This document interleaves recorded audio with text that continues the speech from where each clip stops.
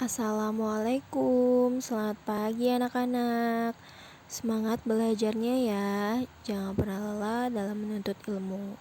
Jaga kesehatannya dan sholat 5 waktunya jangan ditinggalkan ya. Nah sekarang kita belajar tematik ya, kita sudah ganti buku tema ya, sekarang tema 7, subtema 1 dan pembelajaran ke-1 ya. Silakan dipersiapkan buku tema 7-nya dan alat tulisnya ya. Lalu sebelum belajar, mari kita berdoa bersama-sama dari rumah masing-masing ya. Berdoa dimulai. Selesai. Nah, tujuan pembelajaran hari ini ya, setelah mempelajari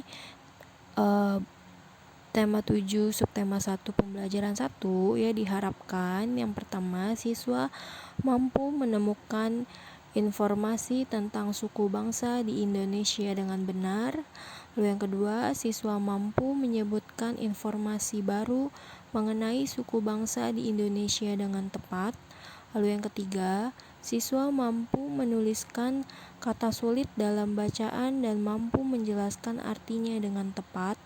Lalu yang keempat, siswa mampu menyelesaikan dan menuliskan pokok pikiran setiap paragraf dalam bacaan dengan benar. Lalu yang kelima, siswa mampu menjelaskan pengertian gaya dengan tepat. Lalu yang keenam, siswa mampu menjelaskan pengertian gaya otot dan pengaruhnya terhadap benda dengan tepat. Kita mulai belajar ya. Tema 7, indahnya keragaman di negeriku. Pernahkah kalian mendengar kalimat Bhinneka Tunggal Ika? Ya, kalimat itu terdapat pada Garuda Pancasila. Garuda Pancasila adalah lambang negara kita ya, yaitu negara Indonesia. Bhinneka Tunggal Ika adalah semboyan negara Indonesia ya, yang memiliki arti yaitu berbeda-beda tetapi tetap satu. Nah, di tema 7 ini ya, kita akan mempelajari, mencari tahu mengenai keragaman yang ada di negeriku, yaitu negeri Indonesia. Subtema 1, pembelajaran 1 ya, keragaman suku bangsa dan agama di negeriku. Bangsa Indonesia terdiri atas banyak suku bangsa. Suku bangsa apa sajakah itu? Nah, di sini di Indonesia sendiri juga terjadi perbedaan suku. Nah, perbedaan suku tersebut tergantung dari asal daerah masing-masing ya. Misalnya ada suku Jawa. Nah, itu untuk orang-orang yang asal daerahnya dari Jawa. Ya, mari kita pelajari lebih lanjut ya. Nah, di sini ada sebuah teks ya. Ayo kita baca sama-sama ya. Bisa kalian lihat di buku paket tema 7-nya halaman 1. Suku bangsa di Indonesia. Sejak dahulu kala, bangsa Indonesia hidup dalam keragaman. Kalimat Bhinneka Tunggal Ika pada lambang negara Garuda Pancasila bukan cuma slogan. Penduduk Indonesia terdiri atas beragam suku bangsa, agama, bahasa, adat, dan budaya, tetapi semua dapat hidup rukun berdampingan. Berdasarkan hasil sensus Badan Pusat Statistik atau yang disingkat BPS, tahun 2010, bangsa Indonesia terdiri atas 1.331 suku. Berdasarkan sensus itu pula, suku bangsa terbesar adalah suku Jawa yang meliputi 40,2% dari penduduk Indonesia. Suku Jawa ini merupakan gabungan dari suku-suku bangsa di Pulau Jawa, yaitu Jawa, Osing, Tengger, Samin, Bawean, Naga, dan suku-suku lainnya.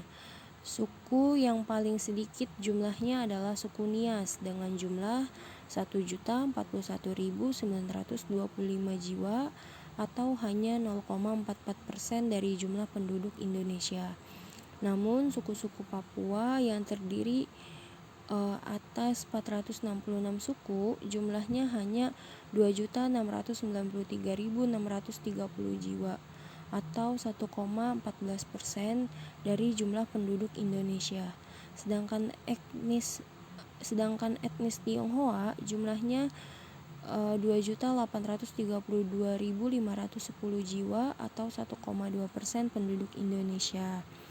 Ya, nah ini adalah suku Dani ya, dari Papua. Ini adalah suku Tengger, ya. Ini adalah suku Nias.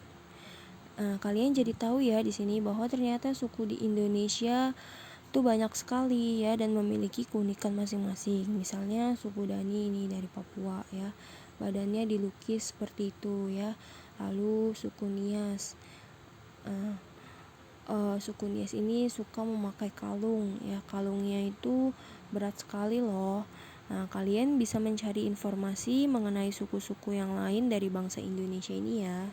Selanjutnya, menjelaskan arti kata sulit dalam teks non-fiksi.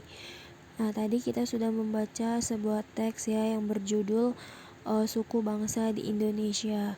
Nah, saat membaca sebuah teks ya, kita akan menemukan kata-kata sulit ya karena kita tidak mengetahui artinya. Nah, untuk mengerti arti sebuah kata, sebaiknya kita mencari arti kata tersebut dalam Kamus Besar Bahasa Indonesia atau yang disingkat KBBI. Nah, bagaimana cara mencarinya? Ya, misalnya kita ingin mengetahui arti kata keragaman, maka yang kita lakukan ialah yang pertama yaitu siapkan Kamus Besar Bahasa Indonesia. Nah, setelah itu tentukan kata dasar dari kata yang akan dicari maknanya.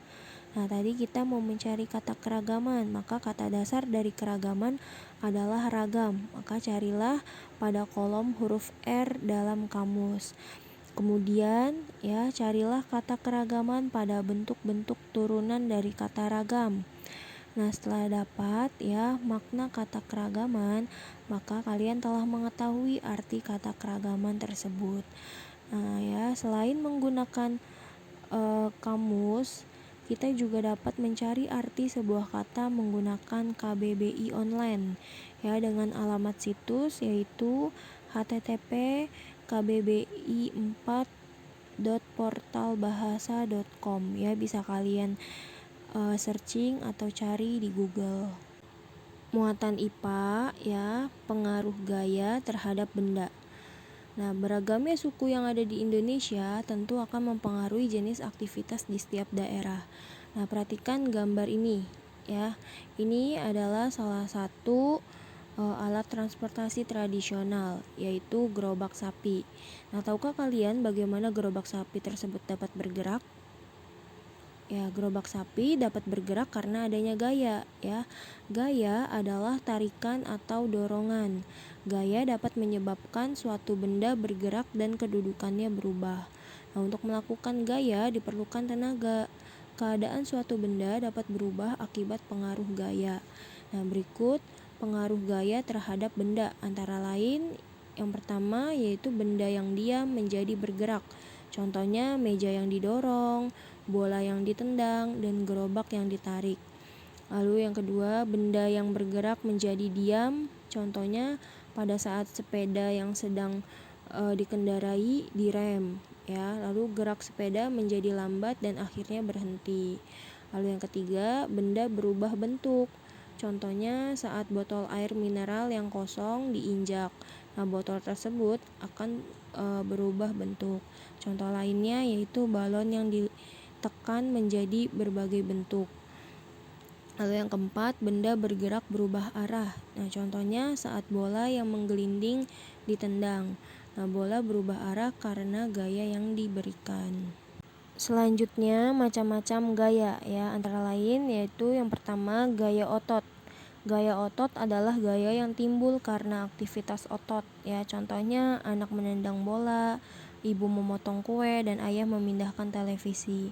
Lalu yang kedua, gaya gravitasi bumi ya. Gaya gravitasi bumi adalah gaya yang disebabkan oleh gaya tarik bumi ya. Contohnya jika kita melempar benda ke atas, benda itu akan jatuh ke tanah. Nah, contoh lainnya yaitu penerjun payung yang melompat dari pesawat akan bergerak menuju ke permukaan bumi ya. Itu menggunakan gaya gravitasi bumi. Lalu yang ketiga, gaya pegas ya. Gaya pegas adalah gaya yang terjadi akibat tarikan atau dorongan terhadap benda yang dilakukan menggunakan pegas elastis ya. Contohnya ketapel, karet gelang, dan pulpen yang terdapat pegas di dalamnya. Lalu selanjutnya yang keempat ya, adalah gaya magnet. Ya, gaya magnet adalah gaya yang timbul karena tarikan magnet terhadap benda yang terbuat dari logam tertentu. Ya, benda-benda seperti besi, baja, nikel, dan kobalt termasuk benda magnetis ya, dapat ditarik kuat oleh magnet. Nah, contohnya besi yang didekatkan pada magnet akan tertarik oleh magnet. Nah, benda-benda yang terbuat dari plastik, kayu, karet, dan beberapa jenis logam seperti aluminium, emas, tembaga, dan perak adalah termasuk benda yang tidak bersifat magnetis ya, atau tidak dapat ditarik oleh magnet. Lalu yang kelima, gaya listrik. Ya, gaya listrik adalah gaya yang ditimbulkan oleh benda-benda yang bermuatan listrik. Nah, misalnya jika penggaris plastik digosok-gosokkan pada rambut, lalu didekatkan pada potongan kertas-kertas kecil, maka penggaris tersebut akan dapat menarik potongan kertas. Ya, bisa kalian coba praktekkan di rumah. Ya. Lalu yang keenam yaitu gaya gesek. Ya, gaya gesek adalah gaya yang timbul jika dua permukaan benda saling bertemu. Gaya gesek dapat menimbulkan adanya hambatan. Ya, semakin kasar permukaan suatu benda, gaya gesek dan hambatannya akan semakin besar. Contohnya saat mengasah pisau menggunakan batu asahan, menghapus papan tulis, dan gesekan ban mobil dengan permukaan jalan. Nah, selanjutnya tugas ya. Nah, untuk tugas hari ini ya, silakan kerjakan halaman 2 sampai halaman 3, halaman 6 sampai halaman 7, dan halaman 10 sampai halaman 11. Ya, sekian materi penjelasan yang dapat Ibu sampaikan. Kurang lebihnya mohon maaf. Wabillahi taufiq wal hidayah. Wassalamualaikum warahmatullahi wabarakatuh.